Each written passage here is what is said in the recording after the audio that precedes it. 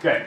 Practice guides. Make sure you have them out. We started the practice test Friday. Was anyone not here last week to receive one of those practice tests? Okay. All right. Make sure all electronic devices are put away, cell phones, computers, whatnot. CMI taken today. That's how it kind of works. We are reviewing today. You have plenty of homework to do with this practice guide to make sure that it gets done. Okay. Anyone you will know? Perfect. Okay, Friday, we talked about problem number 1. We talked about how, I'm going to put some type of problem here where you have to simplify a radical of some type. So just be prepared. The video from Friday will be online. I think it's posted right now, as of right now. So if you want to kind of go back and watch it, that's fine. We talked about number 2, kind of the 2 formulas you're going to need for this problem. They'll be on the board. They'll probably be somewhere in the middle of the board, kind of where the projector's at right now. So I'll probably put them about right here, the actual formulas. But again, I will not explain them on test day. That's tomorrow and Wednesday, right? And I will not tell you how to use your calculator to figure those out. So kind of keep that in mind. And if I'm out of calculators, not my problem. I kind of warn you, you will need a calculator. So I cannot guarantee that you'll get one. Number 3, you have to simplify a problem, some type of number. I don't know what number is going to be sitting here, but I'm going to square it. You have to simplify it. And plus your reverse. All right, number 4. This one we talked about Friday. We talked about how to use the Pythagorean theorem to figure out a missing wall. It didn't matter which wall was missing. In this particular case, it was x. We talked about it. Now, if that didn't work out to be a nice, clean number, I think number 4 did. It was nice and pretty.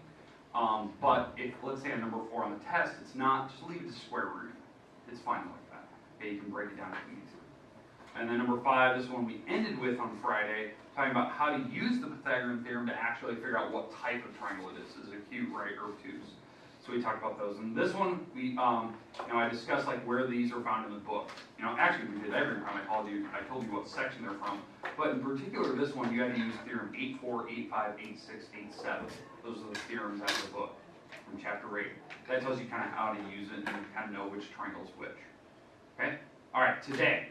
Our goal is to go through the rest of these, 6 through 10, kind of give you an example, a problem that looks close to this, kind of tell you 2 different ways you could approach the problem, that type of thing. As you can tell from the top instructions, you will need a calculator. You'll need a scientific calculator. You'll have to be able to use it or be comfortable using that in some case. So just kind of be mentally prepared. Each of these problems, 6, 7, 8, 9, the triangle will be provided like this. You have to find the x or y or whatever variables in that problem and whatever part I'm looking for. The good thing is you don't have to worry about labels. There's no labels in this problem. There's no like feeding arms and whatnot. But you have to be able to like finish it to actually solve that problem out of some sort. Okay. These problems I would expect if you're using your calculator, like doing SOHCAHTOA, the trig functions. These are going to be probably decimals, like crazy decimals across your screen. I always tell people, go about 3 or 4 decimal places and make sure that everyone's getting the same answer, that type of thing. Okay? So we're going to go through these here in a minute, and I'll kind of show you as we go through these layer problems, because each of the triangles are somehow different. They're asking for different parts. Like this one's asking for x, which is kind of a cross from 30. So in this problem, we could, in theory, use the special triangles. So we can walk through that. If you want, but we can use your calculator as well. Number 7, we're finding this wall here, which is not a hypotenuse. It's like either opposite or adjacent depending on which angle you pick. So it kind of just depends. And then number 8, you're finding an x here in this particular problem. That is not a hypotenuse. That is, either an opposite or adjacent. Because this picture, the right angle's up in the air, so this is actually the hypotenuse. That's the part that's kind of confusing for some people. And then number 9, it looks like on this problem, you have to find x and y. So there's actually 2 variables on that problem. So it's like 2 parts in one, 2 problems in one. So just be careful with this one. But each of these 4 problems require to use your calculator in some way, shape, or form, except for maybe number 6. Okay. All right. So let's kind of walk through how to do some of these problems. What I'll do is I'll probably put up a problem on the board that looks close to yours. That way you can see an example, and you're actually seeing 2 examples. And I'll try to put one that's really close to what you have here, so I'm not like making up something that's totally radically different. That way you get to try a problem by yourself, you get to see me do one on the board. So what I would do personally, if I was doing this, I'd have the practice test off to the side. I'd have my notes out, and I'd be writing down the examples I did today. That way you have the examples in your notes somewhere, but then the examples look pretty close to what you have here. Question? Did you make this That's fine. You can put it right on. Over to the side, that's fine. But I usually put them in the notes, but it's fine. You can do whatever you want. All right. Let me make up a problem that looks somewhat like this one, okay? All right. Doesn't matter the type of problem. I'm gonna use a 60-degree angle here, something close to yours. Let's say this is a 15 and this is X.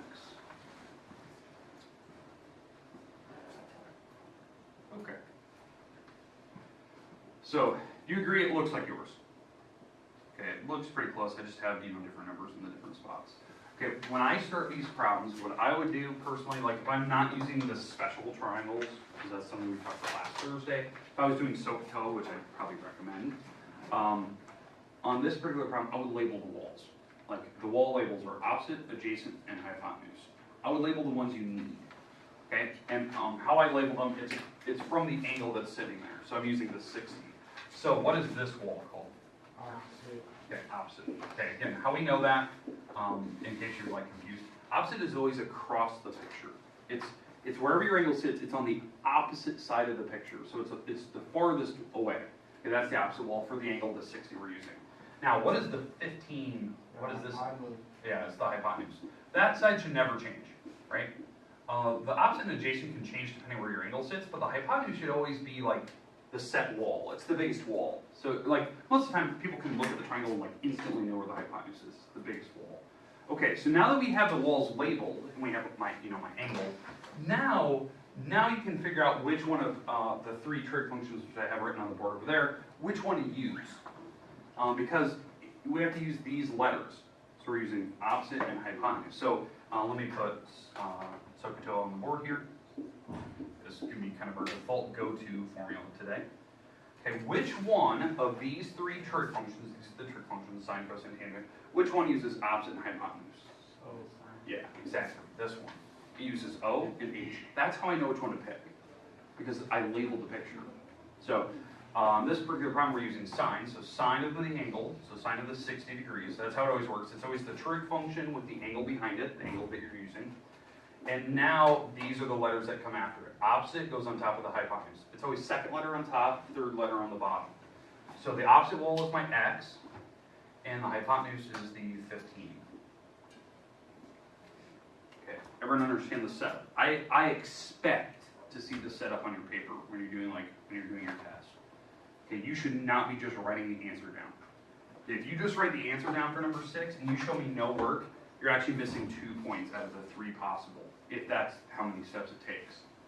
Okay, if it takes more than that, it would be more, because I'm giving you more points for the work than the actual final answer. So I want to see how you're doing it. So that's what I expect to see, like this, the setup. So you got to figure out which trig function.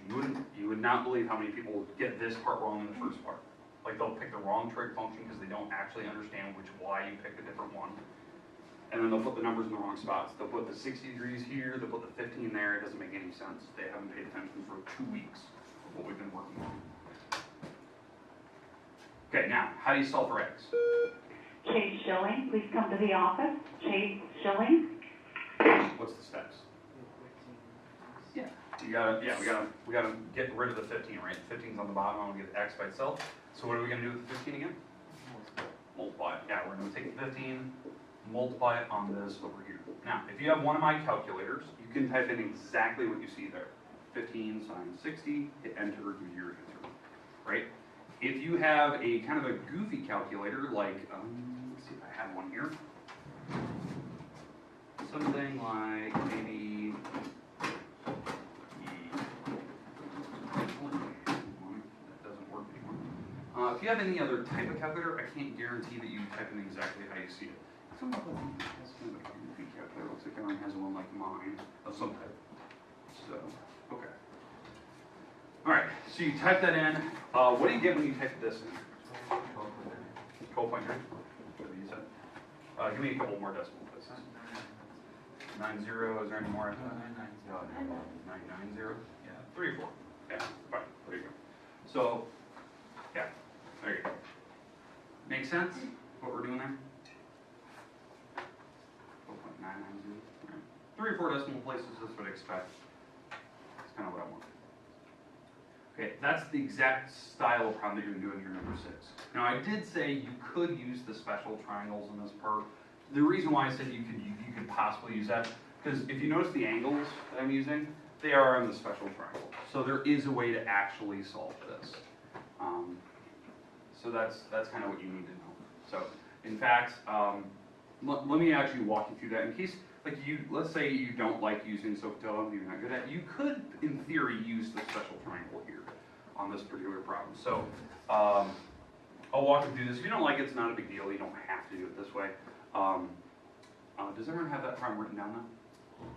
Okay, because I'm about to erase it, and I hope everyone has that in. Okay, so if you're going to use the special triangle, here's what I would do, okay? So when I first start this problem, I would put the special triangle right next to this one, and I'll try to draw it so it looks like this, right? So the special triangle over there that has the 30, 60, 90 in it, 30, 60, 90. The side that's opposite of 30 on that picture is the one wall, so this is opposite of 30. Opposite of 60 is the root 3. The side opposite of 90 is the 2. So that's the number coming from that triangle over there. Okay, and again, each of these have x's on it. You can multiply each of the walls by x, so it changes the size of the walls, right? So when you look at this picture, they actually gave me this wall, the 15, right? And on this picture down here, that's the 2x wall. That's the wall across from 90. So what I would do, I would set these two things equal to each other to figure out what x is. So 2x equals 15. That's the process if you use the special triangle. You figure out which wall did they give me, like as an actual number, you set it equal to one of these 3 things. So it's the 2x wall. Okay, I would solve for x divided by 2. It gives me a number like 7.5, right? That's the number that I plug into all these x's, and I can figure out all the walls. So, for instance, 7.5. If I take 7.5 times 1, what do you get? 7.5. Yeah, that's this wall right here. This wall is 7.5, like the exact number for it. Without a calculator, I know it's going to be exactly 7.5. And then the other wall, the wall that's across from 60 here, I plug the 7.5 in here, and that's that exact wall. 7.5 root 3. Because I plugged the 7.5, and you can't actually multiply them. That one's in radical, that one's not.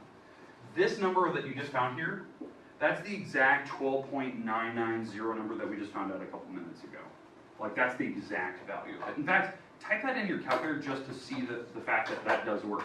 So I want you to type in this. Type in 7.5, you're going to hit the little square root key. Now, on your graphing calculator, or your scientific one, the square root key is above, I believe it's above the x squared key. So it's like right on the side here.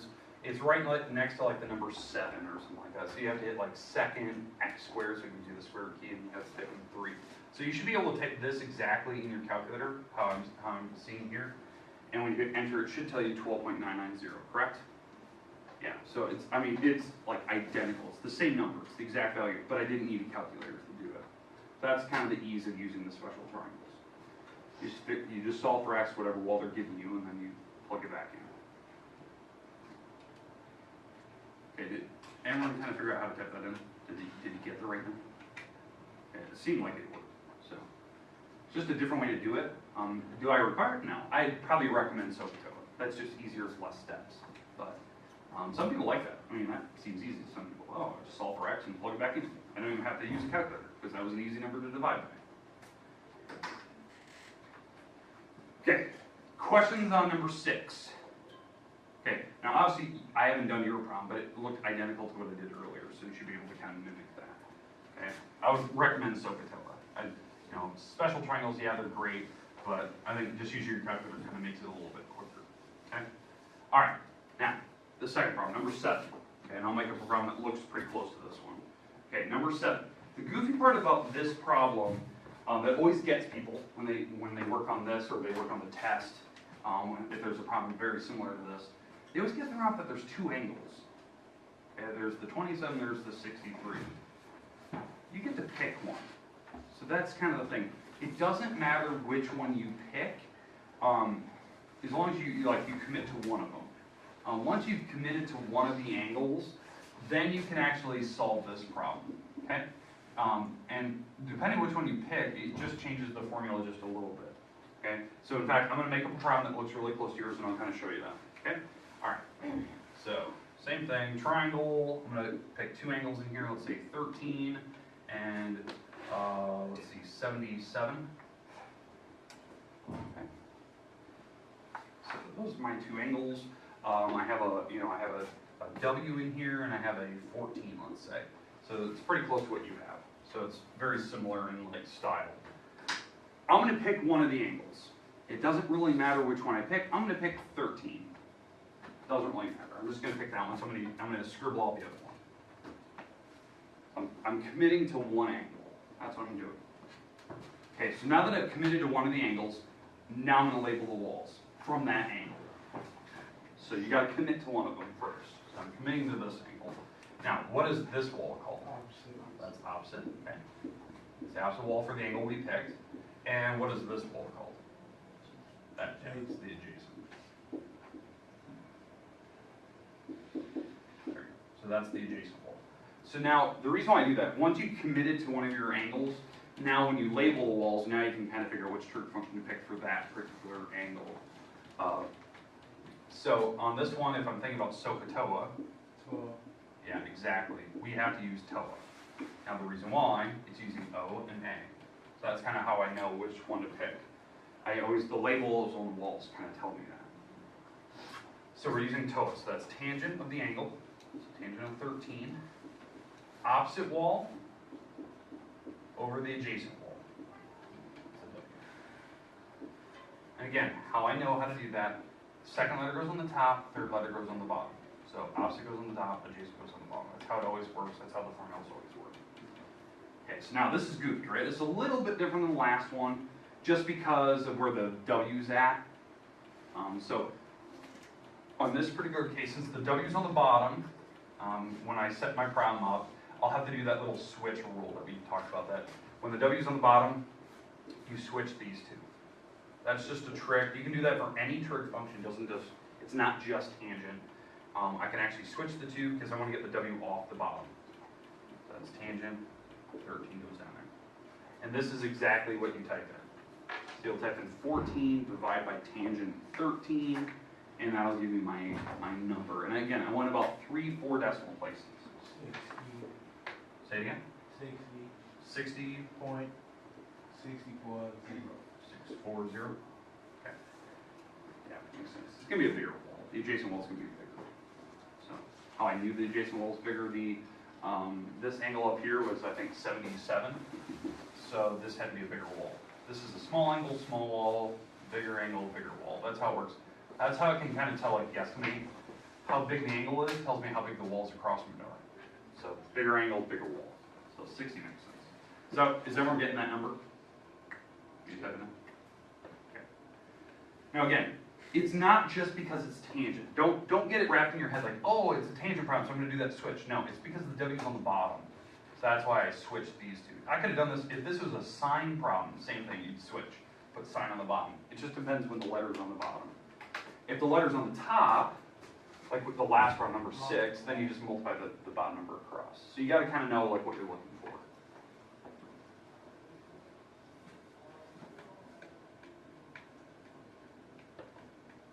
Okay, we go to 7. Okay, 8, same thing. It's almost the identical problem. So I'm not going to actually work on number 8. 8's the same thing. Just make sure that when you label your wall, pick one of the angles first when you start your number 8.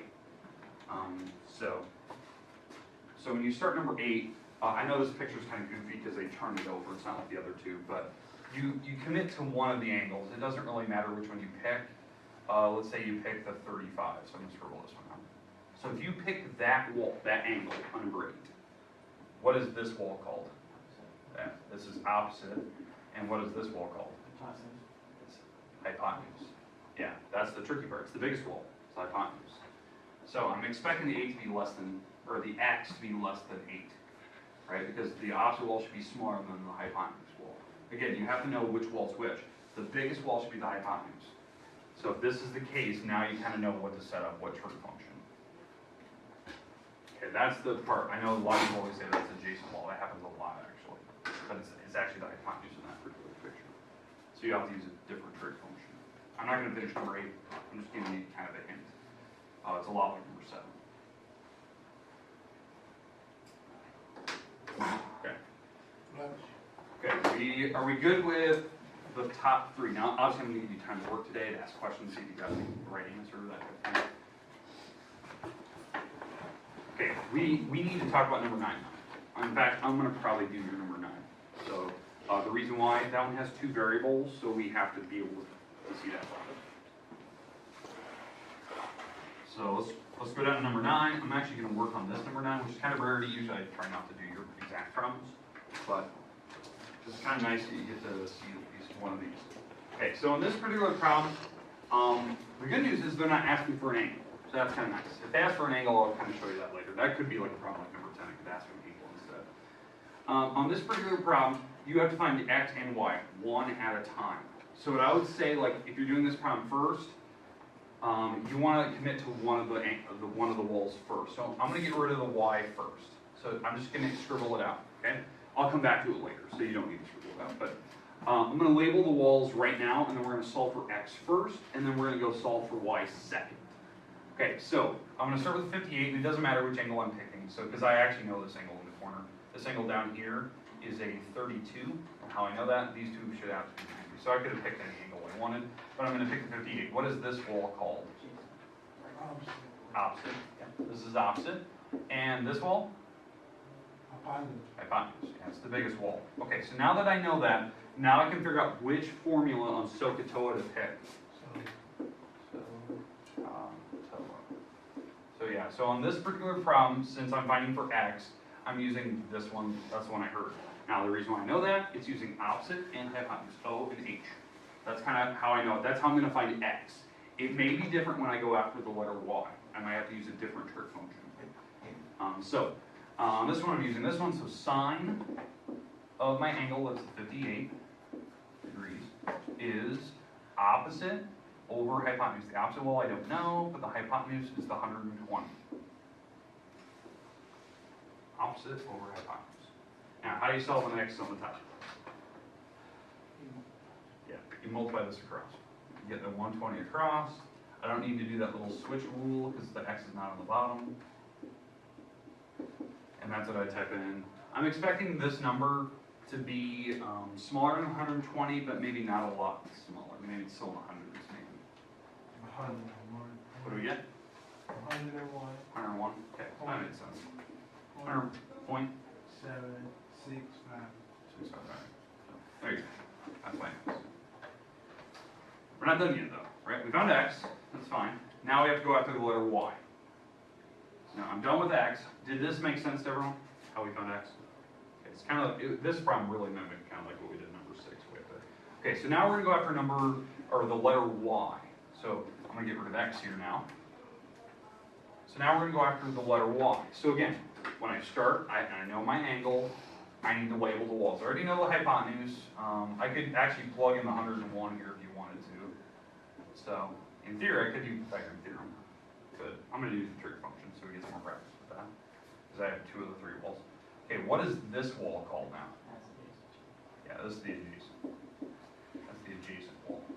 Okay, because it's the wall next to your angle. It's not the hypotenuse wall, so it's the wall next to it. So now that I know I'm using the adjacent and hypotenuse, I'll get rid of this.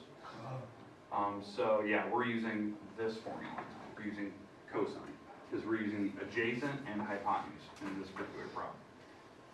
Now if you use the 101, you could potentially use a different trig function, but I'm going to use the numbers that they provided me. So cosine of the 58 degrees is the adjacent wall over the hypotenuse wall.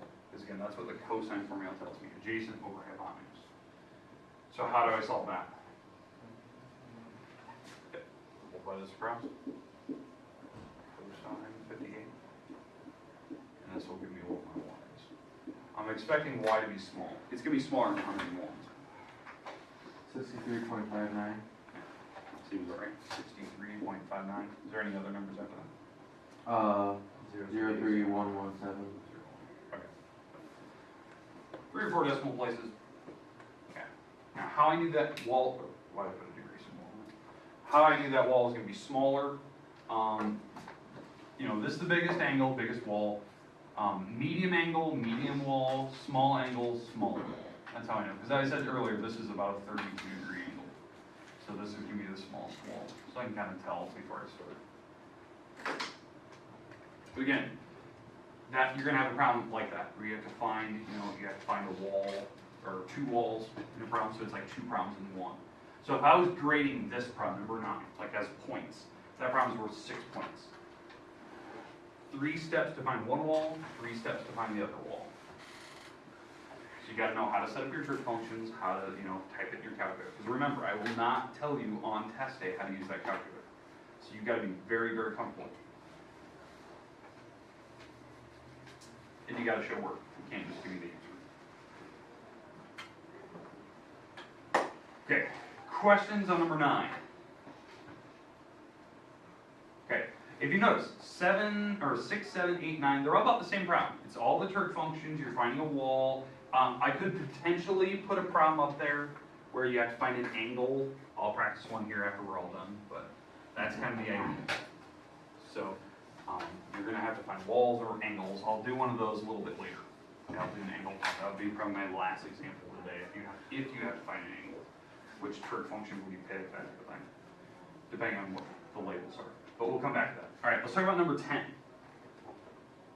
Okay, number 10, this problem is going to be some type of story problem. Some made-up problem that, you know, uses very basic numbers. You have to draw a picture for this. So, and I'll kind of explain. In fact, I'm going to draw your picture, then I'll let you solve it. So we're flying a kite in the sky, right? It's got an angle of elevation. Angle of elevation is like ground looking up in the air. That's an angle of elevation, it's going ground up. Okay? So we have an angle in the triangle. So I'm going to actually draw a very, very silly picture. All right, so here's my ground. Here I am. Okay, staying there. And I'm flying a kite up in the air. So here's my kite. Up in the air. There's the kite.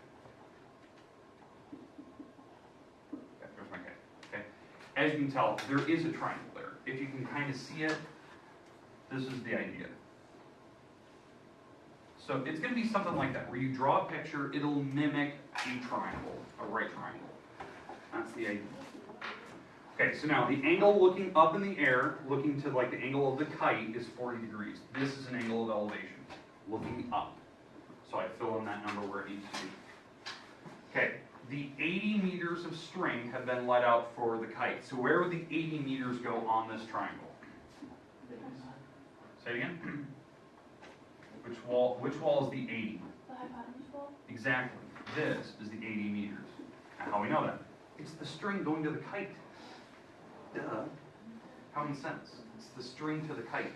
They even explain it, so that's common sense. That's why it's got to be that one. It can't be this one. It's not. I'm not standing here. I'm standing over here, and that's the string. Okay, so now what you need to find is the height of the kite. So you are finding this number. How high the kite is off the ground, so it's altitude of the kite. So it's a triangle. You know, it's a SOHCAHTOA problem. You can label your walls now. Hopefully that makes sense to you. That problem really looks like number 6 way above. Okay, do you see what you're gonna have to do? I recommend that you draw the picture on the test, then you can figure out which trig function to pick. On test day, I will not explain how to draw that picture. You have to use common sense. If you don't have any, too bad, so sad. Seriously, think about how you fly kite and how you're going to draw.